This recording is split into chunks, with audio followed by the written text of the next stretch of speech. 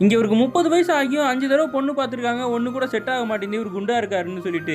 இவரும் அவங்க ஃப்ரெண்ட்ஸ் கூட சேர்ந்து பேக்கரி வச்சு நடத்திக்கிட்டு இருக்காரு. நல்லபடியா தான் இருக்காரு.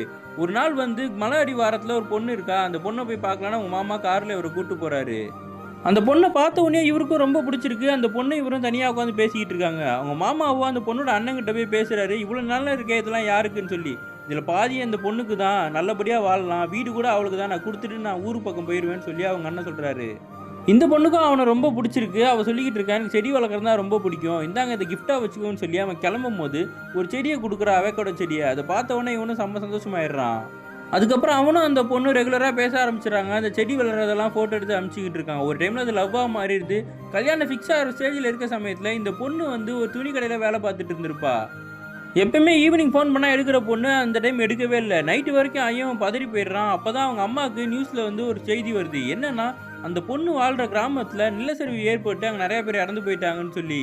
தெரிஞ்சவங்க வந்து அவங்க அம்மாகிட்ட சொல்லிக்கிட்டு இருக்காங்க. அந்த நிலச்சரிவுல அவங்க ஊர்ல இருக்க எல்லாருமே இறந்துட்டாங்க. அந்த பொண்ணு மட்டும் ஏதோ வேலைக்கு போனதுனால தப்பிச்சுட்டா. அவங்க குடும்பத்துல கூட யாருமே கிடையாது. பாவம் அந்த பொண்ணுன்னு.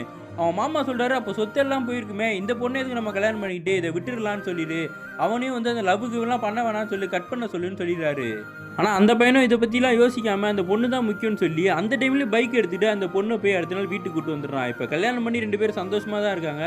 அந்த பொண்ணு குடுத்த சின்ன செடியான காதலி இப்ப பெரிய மரமாவே வளர்ந்துருச்சு.